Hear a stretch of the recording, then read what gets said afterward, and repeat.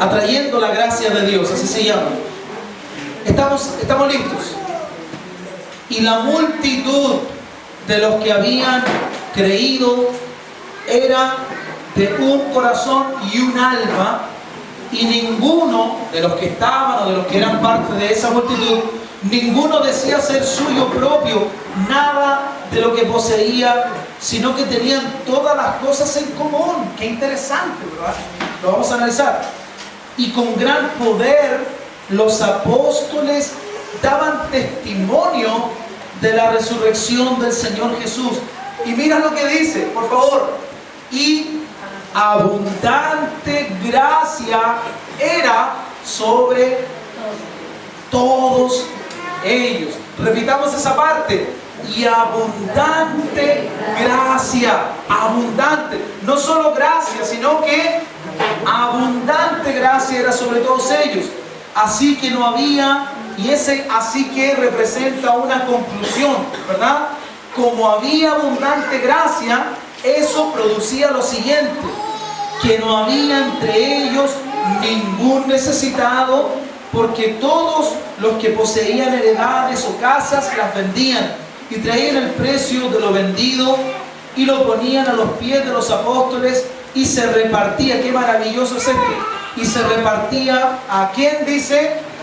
A cada uno. ¿Qué más? Según su necesidad. Señor, ayúdanos. Amén. Porque esto es un principio para nosotros. Amén. Para que nosotros aprendamos a vivir. Vamos entonces a ir desglosando. Lo primero que dice acá es que una multitud había creído. Y yo les dije el miércoles que para Dios no era problema que hubiese mucha gente en una iglesia. Para Dios no es un problema las iglesias grandes, pero el propósito de Dios no es tener iglesias grandes, sino tener grandes iglesias. ¿Cuántos entienden que el orden de la palabra altera el producto? Una iglesia grande habla de cantidad, habla de muchos creyentes, de una multitud, de muchas personas que se reúnen en un lugar. Y eso está bien, es lindo. Qué maravilla que haya millones o miles, para ser más realista, ¿no?, de personas que se reúnen en un mismo lugar y que adoran a Dios, alaban a Dios, etc. Precioso, ¿sí o no?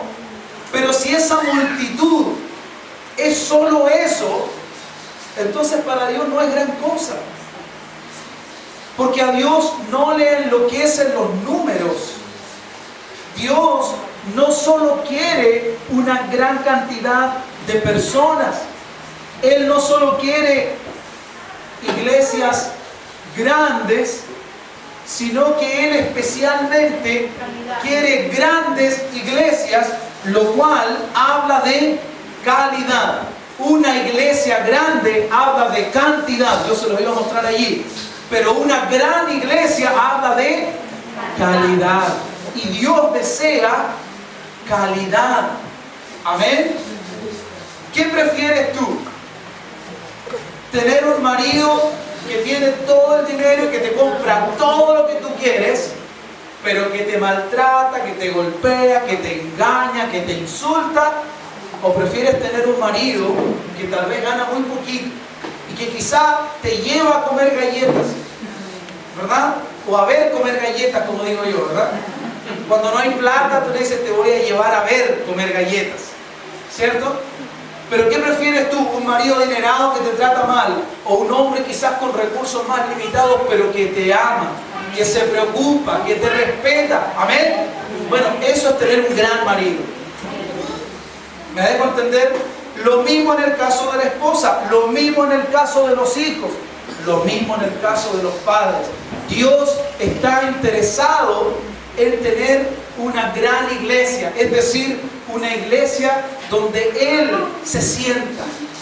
¿Me entiende? Donde el carácter de Dios se pueda ver en los hermanos, donde pueda haber comunión, donde pueda haber sencillez. No hay nada más terrible que llegar a una iglesia y encontrarse con gente que poco menos que siente que se rebaja cuando te saluda.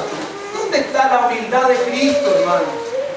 Me dejo entender. Yo doy gracias al Señor que aunque nosotros tenemos muchos defectos, nosotros no somos gente creída. Muchas veces las personas que vienen acá me dicen, ¿sabe, pastor? Me sentí parte. Yo sentí que yo llegué y que no hicieron diferencia conmigo.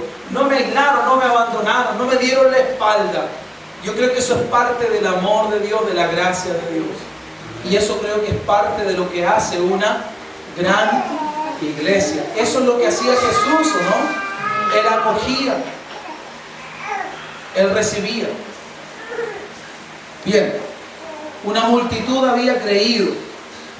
Y esta multitud tenía una característica que también lo señala la Biblia.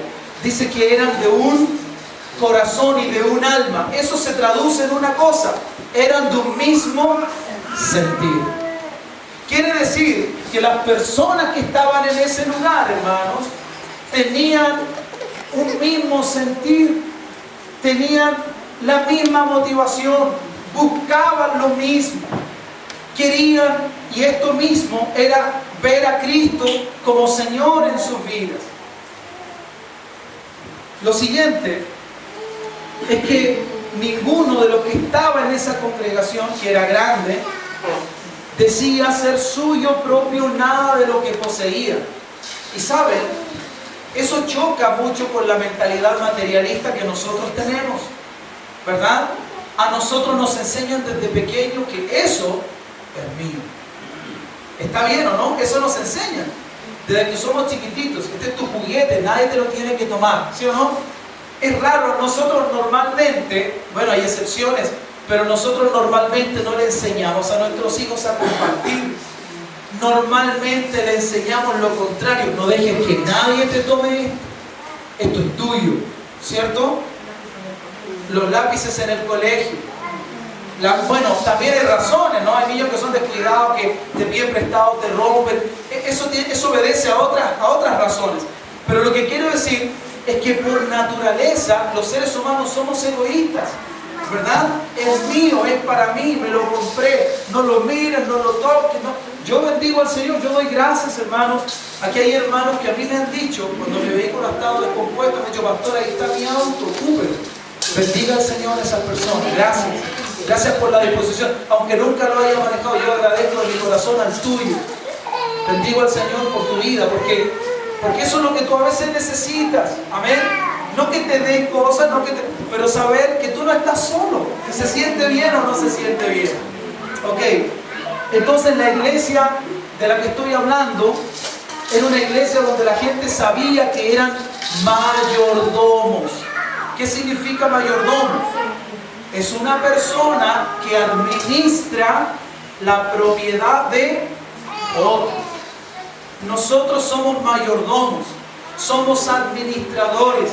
Y yo decía el miércoles, nosotros nos aferramos a nuestros hijos, ¿sí o no? No, es mi hijo, es mi hija, es mi niño, es mi pequeño, es mi chiquitita, es mi totito, ¿es cierto? Es mía. Nuestros hijos son nuestros, son de Dios. Y la Biblia dice, ¿herencia de quién? De Jehová. Son los hijos, le pertenecen a Él. Él nos bendice, nos presta a los hijos.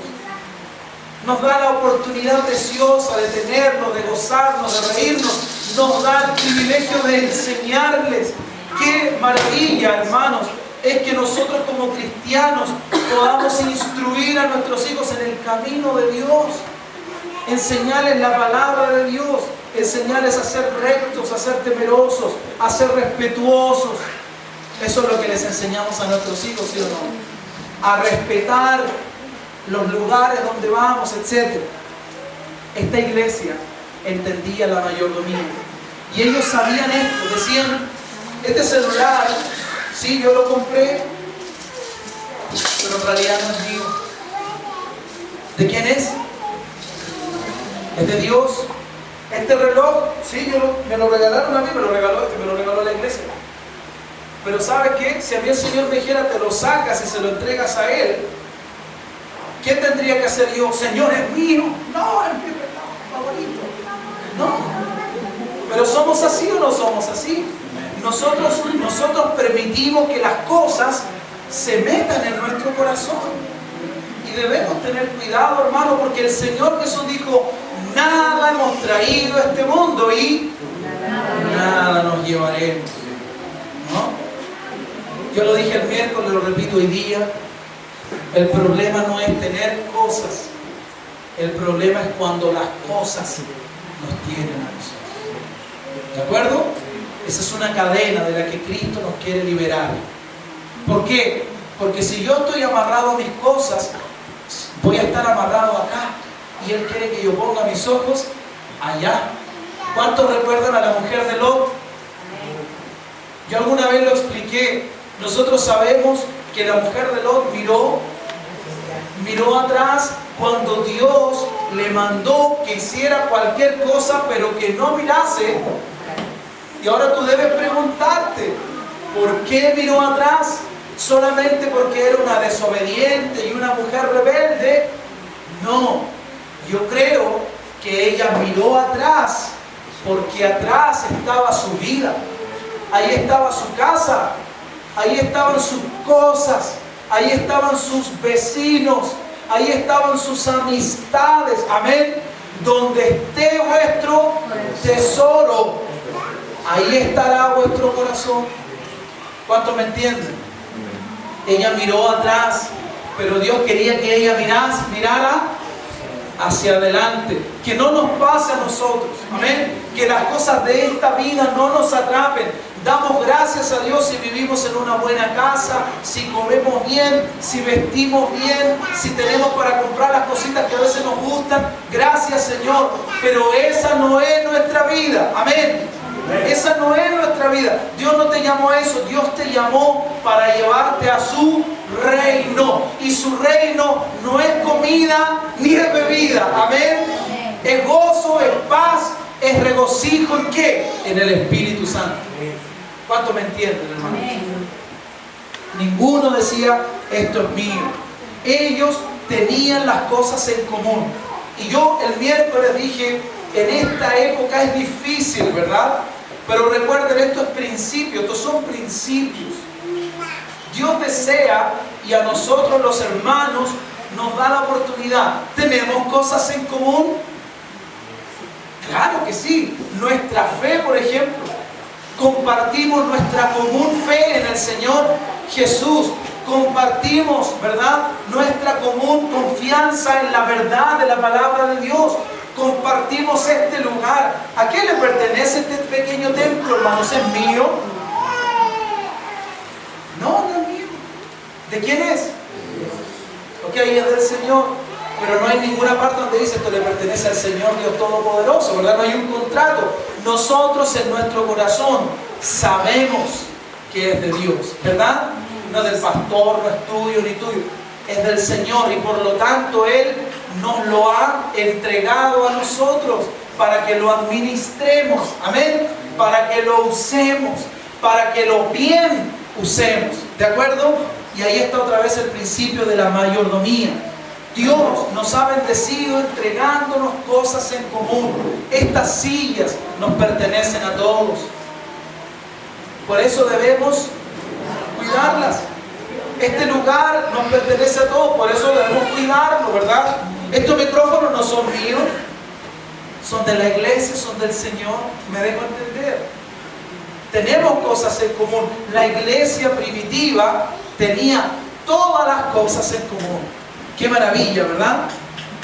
Y dice que con gran poder, con gran autoridad, los apóstoles, que representan a los líderes de esa iglesia, daban testimonio de la resurrección del Señor Jesús. Yo quiero decir algo breve acá.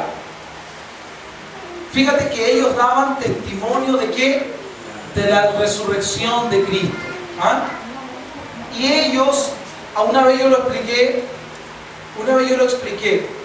nosotros, lo acabo de decir al principio, somos salvos por la fe en la obra de Jesús. No hay otra manera. Pero Dios desea que nosotros no pongamos límites al mensaje de su palabra. Muchas veces nosotros nos acercamos a una persona que está en la calle y le decimos así, le decimos, ¿sabe? Usted necesita conocer al Señor, y esa persona, yo lo he dicho, tiene problemas financieros, que ya está ahogado y siente que se hunde, ¿verdad? Y yo encima le digo, no, ¿y sabe qué? Si usted se muere ahora, se va al infierno. ¿En qué el Evangelio fue una buena noticia para esa persona? No, ¿verdad? Entonces yo he dicho, hermanos, que nosotros debemos aprender. ¿Cuánto pueden decir aprender? Aprender. Esa es nuestra constante misión. Aprender, aprender y seguir aprendiendo. Y por supuesto practicar lo que he aprendido, ¿verdad? Debemos aprender que el Evangelio funciona, pero funciona en el contexto. Escúchelo, dice que los apóstoles daban testimonio con gran poder de la resurrección del Señor. Yo pregunto, ¿hace cuánto que Jesús había muerto y resucitado? ¿Hace 2000 años para ellos? No, era una noticia fresquita, amén, era reciente. Para ellos decirle Jesucristo resucitó era hablarle de lo que sabían. Si yo les preguntara a algunos, cayó una avioneta desgraciadamente en Chiloé, ¿ustedes saben de lo que estoy hablando? Yo me acabo de enterar esta mañana cuando le compré el colado a mí. No sabía. Pero ustedes saben por qué. Porque es una noticia triste, pero fresca. ¿Me dejo entender? Si yo te hablo de la avioneta, del conductor que era experimentado, todo lo hemos escuchado, está aquí, amén. Muchas veces tú le dices a la gente que Jesucristo resucitó por ti y se escucharía el cri, cri. ¿Entiende, verdad? Es cierto que Él resucitó, gracias al Padre que lo resucitó de los muertos. Si Él no hubiera resucitado, nosotros tampoco resucitaríamos, amén. Pero a veces esa no es la mejor manera de abordar con la buena noticia. ¿Me dejo entender o no me dejo? Ellos predicaban un mensaje perti. ¿De qué hablaban? De la resurrección de Jesús. ¿Tú crees que la gente alrededor no quería saber qué había pasado con Jesús? Amén. Y ellos daban testimonio con gran poder, porque la gracia de Dios estaba sobre ellos abundante. Y ellos hablaban, y el poder de Dios convencía a las personas de que efectivamente nuestro Señor había resucitado. Amén. ¿Me entendieron ese punto? Versículo, el mismo versículo, pero siguiente idea. Dice que abundante gracia era sobre todos. ¿Qué pasó con María cuando el ángel le dijo, el Señor es contigo, etcétera, etcétera? Le dijo, ahora el Espíritu del Señor te va a cubrir. Después, escúchame, después que le dijo, has hallado gracia, eso está en Lucas capítulo 1. Después que le dijo, has hallado gracia delante de Dios, le dijo, y como hallaste gracia, entiéndalo y aplíquelo, ahora vas a producir vida. Amén. ¿Qué le pasó a esta iglesia? Abundante gracia era sobre todos ellos. ¿Y cuál era el resultado? ¿Entendieron, verdad? Amén. ¿Entienden lo que estoy diciendo? Amén. ¿Cuál es nuestro trabajo? Mi trabajo es creer, mi trabajo es hacer lo que Dios me pide. Cuando yo hago lo que Él me pide, ¿sabe lo que estoy haciendo? Estoy haciendo que sus ojos se fijen en mí. Estoy haciendo que Dios vea entre muchas personas que desafortunadamente para ellos viven como quieren, sin prestar ni media atención a Dios. Estoy haciendo que Él, entre esa tanta multitud de gente, diga, pero hay uno, pero hay una, pero hay un joven, pero hay una familia, hay un matrimonio, hay un jovencito que se preocupa por mí, que le interesa lo que a mí me interesa, que dice no a lo que sabe que a mí no me agrada y que dice sí a lo que sabe que yo quiero. ¿Crees tú que la gracia de Dios no vendrá sobre esa persona? Esta iglesia, y por eso he escrito todo esto, porque con su manera de vivir hacía que Dios atrajera su gracia. ¿Entiendes? ¿Dónde caía el maná? ¿Bajo la nube o fuera de la nube? Ahí estaba la gracia de Dios. El poder del Altísimo, le dijo el ángel a María, te cubrirá con su sombra. Y el santo ser que nacerá será llamado Hijo del Altísimo. Amén. ¿Entiende? Ella dio a luz porque atrajo la gracia de Dios. Hermanos, Iglesia, Misión Centro Cristiano, nuestro principal trabajo hoy es vivir de tal manera que la gracia de Dios quiere estar sobre nosotros. Amén. ¿Entiende, verdad? Poniendo a Dios primero, teniendo las cosas en común, no siendo egoístas, caminando en pos de los mismos objetivos. Cuando eso pasa, esto es como un matrimonio. Si una iglesia es una familia más grande nomás. Cuando en un matrimonio la esposa quiere ir al sur y el marido quiere ir al norte, no van ni al centro.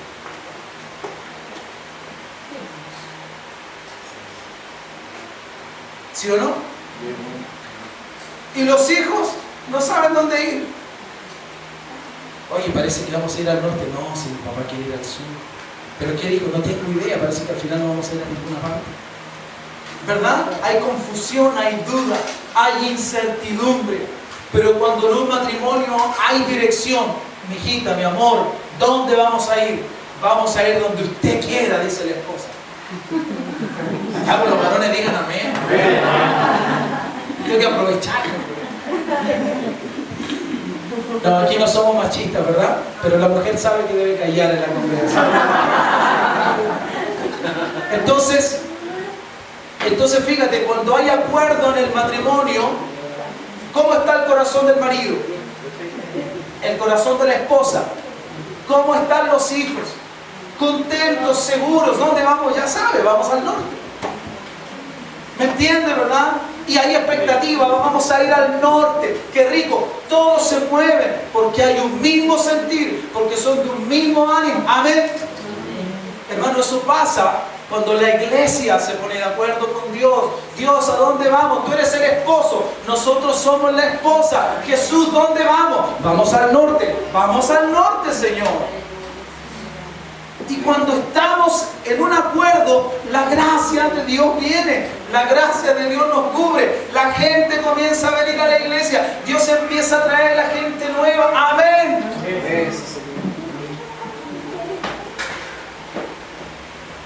La próxima idea es que entre ellos, entre esa congregación, no había ningún necesitado.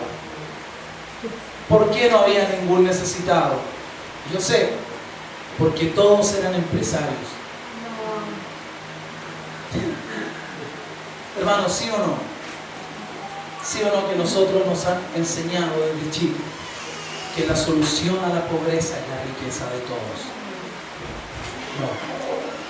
Dios, desde que Él es Dios, Él sabe a quién le da y por qué le da. Y la gracia de esta iglesia, la clave de esta iglesia, es que los que tenían más, por favor, no lo limites al área económica. No lo limites al área económica. Si lo dejas en la plata nomás, vas a quedar corto. Esto llévalo a tu vida espiritual. Hay gente que espiritualmente tiene más que otra, ¿sí o no? Hay gente que conoce más la palabra de Dios que otra, ¿sí o no? Hay personas que cuando tú te llegas a ellos, tú recibes de lo que el Señor ha puesto en ellos, ¿sí o no? Hermanos, cuando yo tengo que comprar algo, yo le pregunto a mi esposa. Y te voy a decir la verdad, muchas veces lo que ella escoge no me gusta. Pero yo he aprendido que cuando eso está en contexto me encanta. Cuando lo vi, yo dije, no, esto no es lo que yo hubiera escogido. Y a veces regaña dientes y ya, bueno, ya vemos, sí. Estoy siendo muy honesto con ustedes. Yo sé que a los demás varones de acá no les pasa.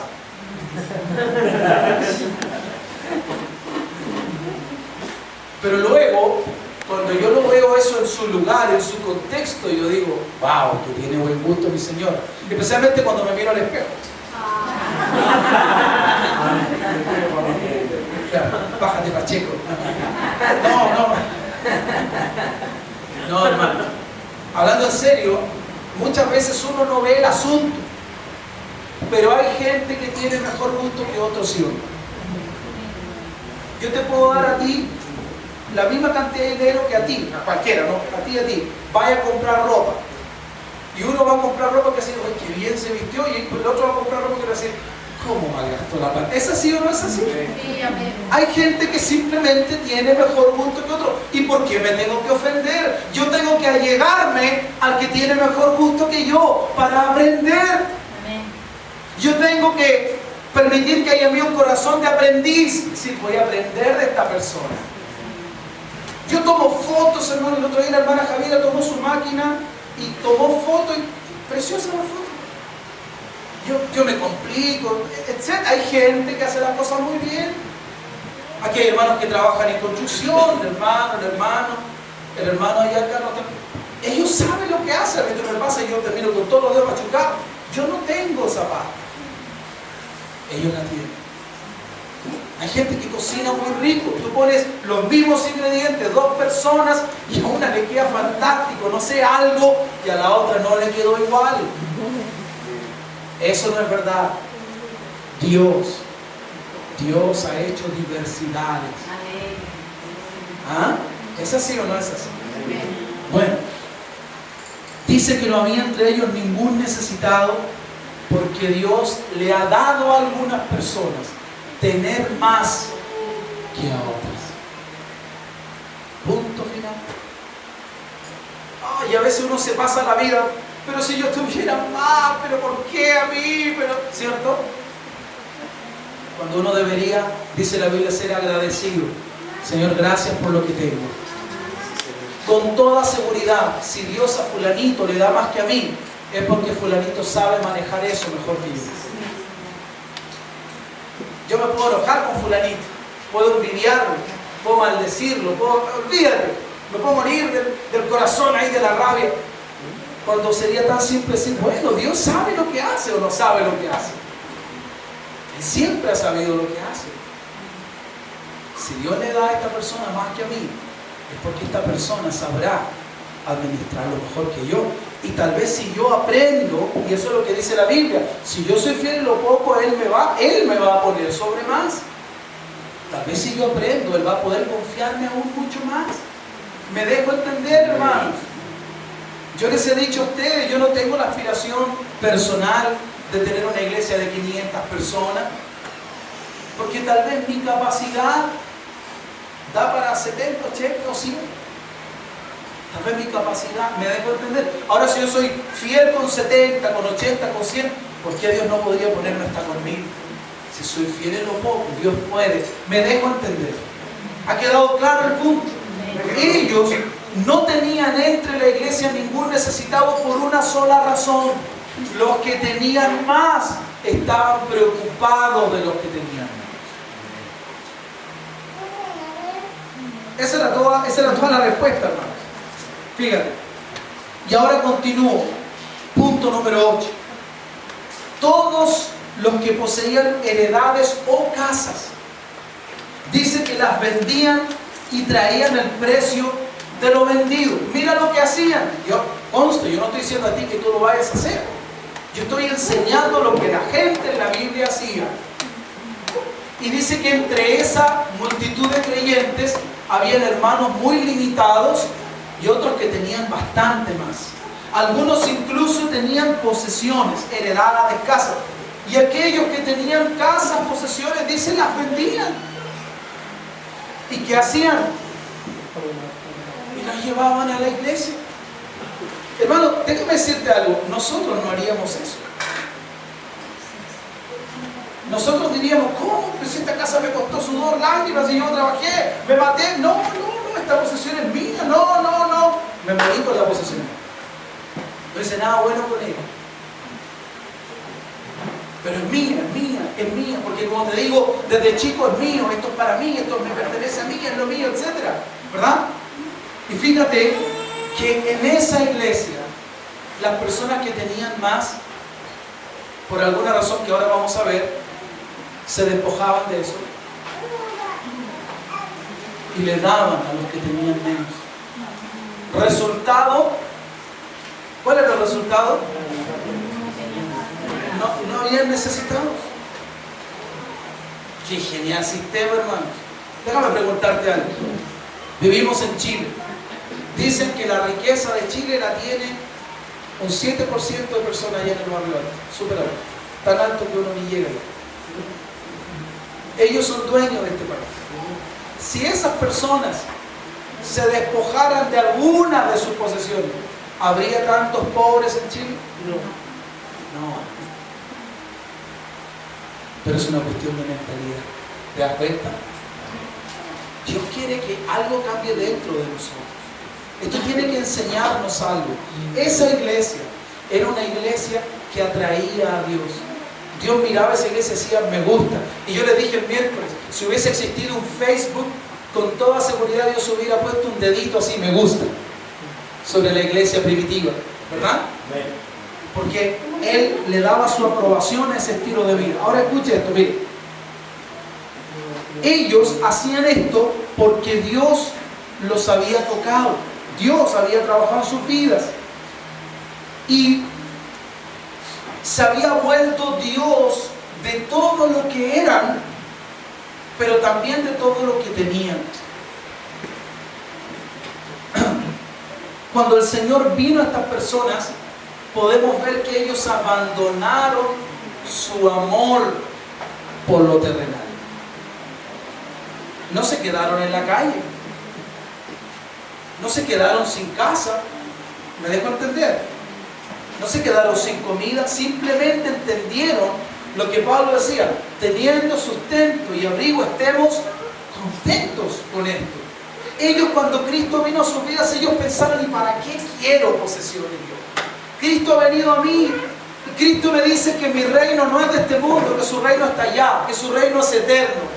¿Para qué quiero tener tantas casas? Yo estoy tratando de razonar como razonaban ellos, ¿verdad? Y en cambio, yo veo que hay hermanos acá que tienen necesidad. Voy a vender esa. Y se suplían la necesidad. ¿Hacían tesoros en la tierra o en el cielo?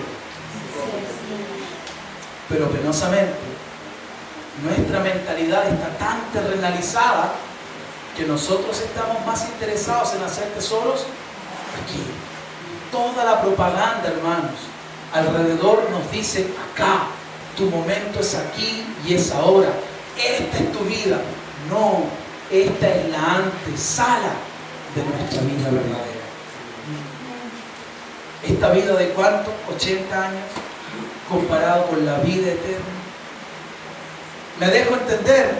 Cristo vino de tal manera a ellos que ellos entendieron que las cosas no eran prioritarias, no eran primordiales. Te repito, no estoy diciéndote a ti, hermano, vaya, vendas. No. Las cosas deben tener su lugar. Su lugar. El Señor debe ser dueño de todo. Me dejo entender, Él es dueño de todo. Si Dios te bendice, hermano, si Dios te da, si el Señor te da para tener una mejor casa, un mejor auto, gloria al Señor. Gloria al Señor. Que así sea.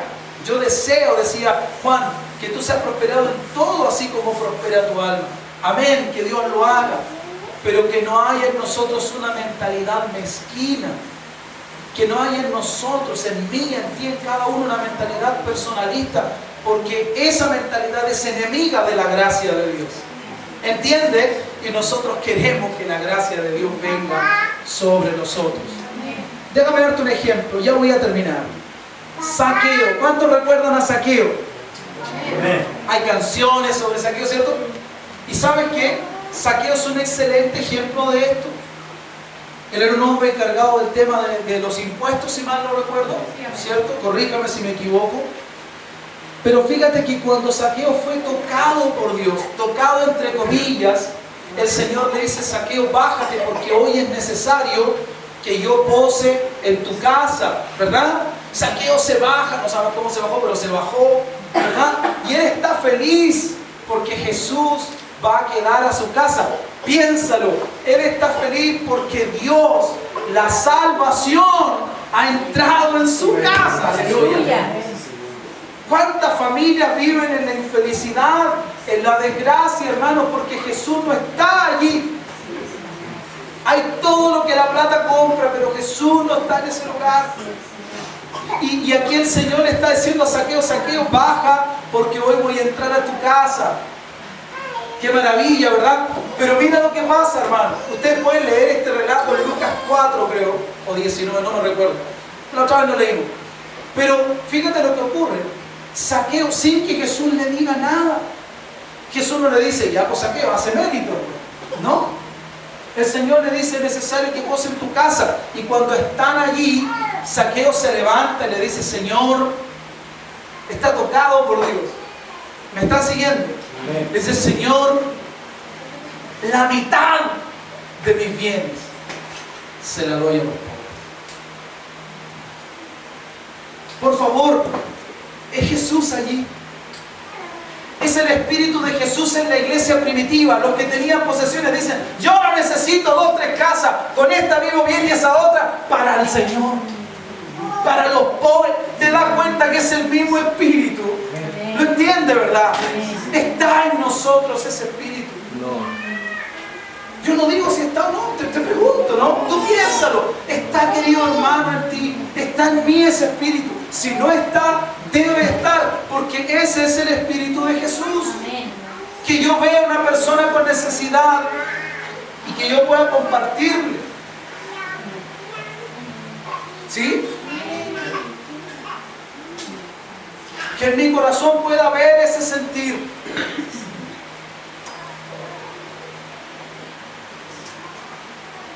Que tengamos sabiduría también con quien lo compartimos. Porque no podemos dar las perlas.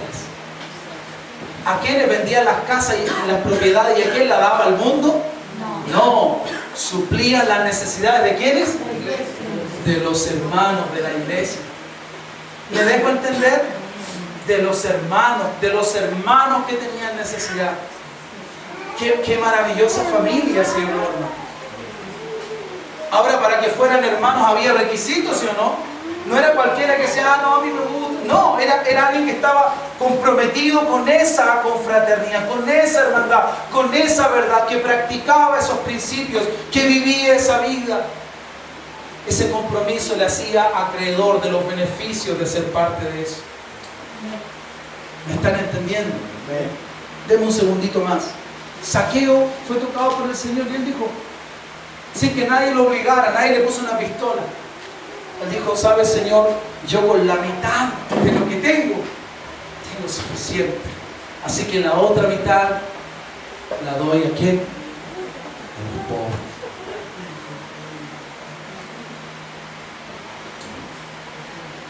Yo pienso, hermano,